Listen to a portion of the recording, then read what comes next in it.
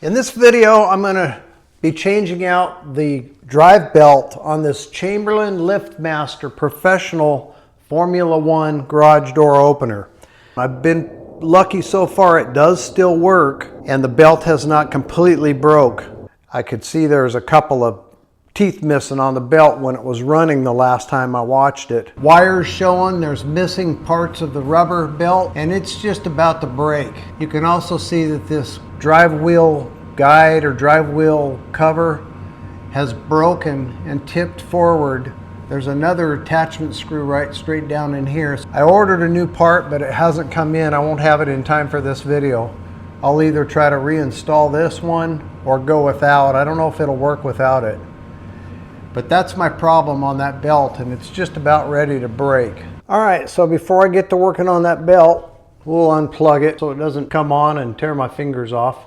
Okay, I have to get a short screwdriver because my garage door opener is only about 4 or 5 inches from the ceiling, but this will give you an idea of how you remove it. And that tab has broken off of the back of this cover bracket. You can see the broken piece there. All right, this one's a little more tricky, but if you look underneath the belt, you can actually see where your screw is. Who said life was going to be easy? And there we go. And I've got a bunch of pieces of the belt laying up here.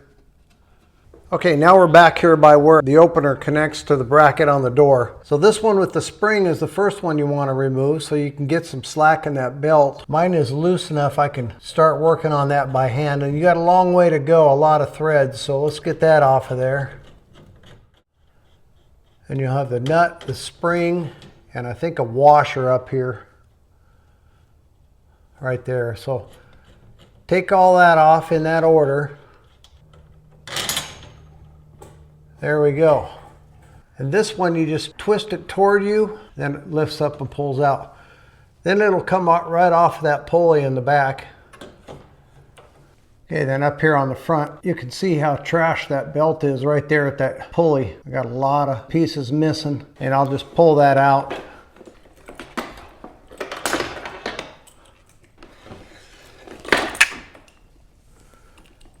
That's the part number. It says 234 inches. Then it comes with the belt. This one actually comes with one of the ends and the clips for the links. And we'll measure it up against the old belt, see if it is actually going to be long enough.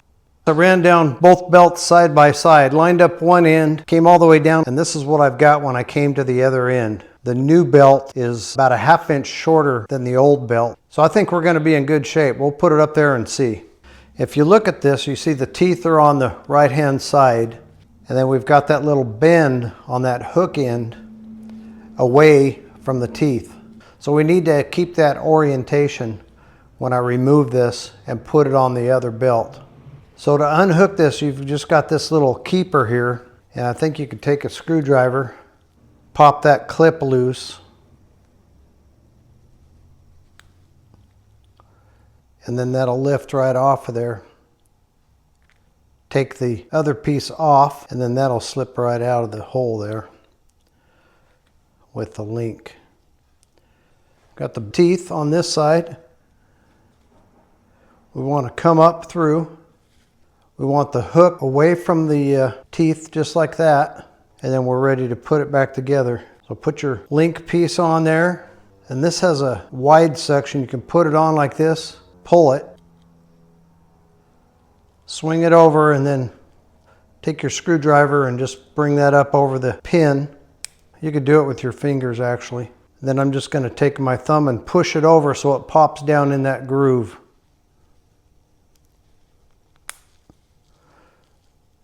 Just like that.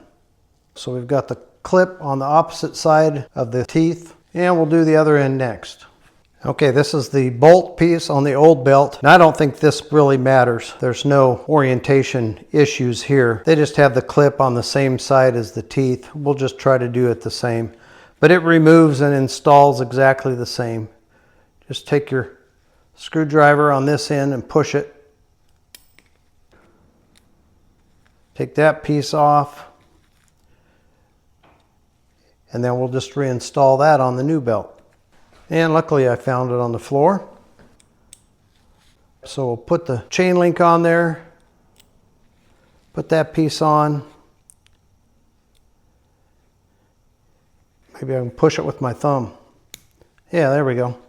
Now here's one thing that needs to be mentioned. So when I removed the belt, the door was completely in the closed position. My door was still operational, but if your belt breaks somewhere in between the up and the down, and it's not fully up or fully down, you're going to have to find out exactly where down is so that you can install the belt and it's going to operate within adjustable parameters. If your belt broke and you don't know whether the door was up or down or where the opener is, what you can do is pull this rope and disengage the door from the opener that slides back and forth on that rail. And then you can hit your door button and wait until it stops. Then hit it again, come over and run your leg in front of that sensor to reverse the door so it's going up, and then it'll travel all the way to the open position, and then the light should blink on your opener. Now you know that the door is in the up position.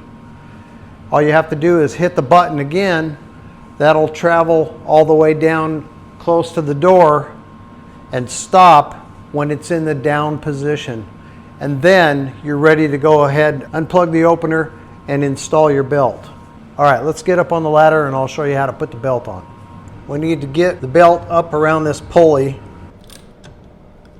something like that. You want the teeth on the inside of the curve, and this hook go back up in here. So just lay it flat, goes into a slot, and then twist it up, and that's connected.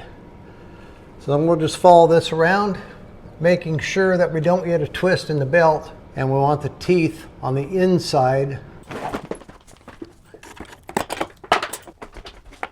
Okay, so I have the belt up here. I want to pull it fairly tight, come up around the pulley.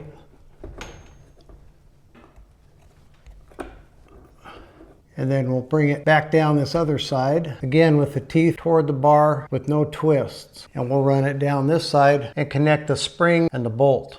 Put the bolt through, and it looks like I'm going to have enough room to where that bolt is not hitting this other bracket. So you can see how I have the washer, the spring, and the bolt. And then I'm just going to start tightening this up till I can get the slack out of the belt. Okay.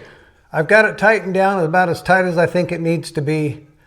You can see the spring is not fully compressed, and I do still have about a 1/2 inch distance here. And I've looked down both sides. I don't have any twists. And I don't know if I can show you this or not, but I mean, it's not super tight, but it's not drooping or hanging down below the rail or anything. The spring tension is what's actually keeping it, taut. This end is connected properly around the back pulley with no twists, and we're good to go. What I want to do is hit the opener. I want that carrier to go all the way up to the top, and then when it gets up here, I want it to stop just so it doesn't hit that bolt. And then we can use these adjusters. If it hits the bolt, it's opening too far, you need to back it off. If it doesn't get close enough to the bolt, we need to increase it so it'll be a clockwise turn. And we'll just do 1/2 turn increments at a time and test it until we get it where we want it. So I'm going to plug the opener back in.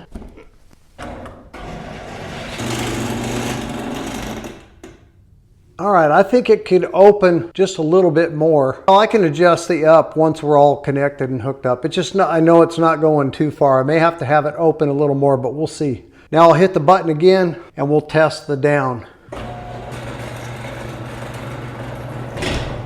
Okay, it locked in and the door is completely down. I don't have any light coming underneath the door, so I think we're in good shape.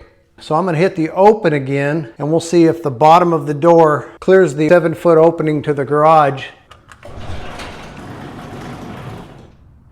I'll see how the door is slightly down below the opening, so I'm going to adjust it up just a little bit higher than that.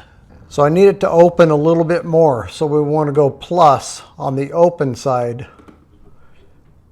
So I'm going to go usually a 1/2 turn, but I think I'm going to go a full turn. You don't want to go too far, but I think I can do a full turn. without hitting that bolt. So let's go ahead, we'll cycle it down and bring it back up and see where we're at. Now the bottom of the door is above the opening of the garage, so we're in good shape. It's fully adjusted and fully operational, and it's working like it should. So we're good. So here's a look at the opener I have. You can see Chamberlain LiftMaster Professional Formula 1. This is a 7-foot door. So I was in question whether this belt was going to fit or not. It fit perfectly. So I'll link this particular belt that I bought for this opener and put it in the description. For those of you who may wonder if you have this same opener and need a new belt, this one did fit. Click the video on the screen now for another one of my videos, and we'll see you over there.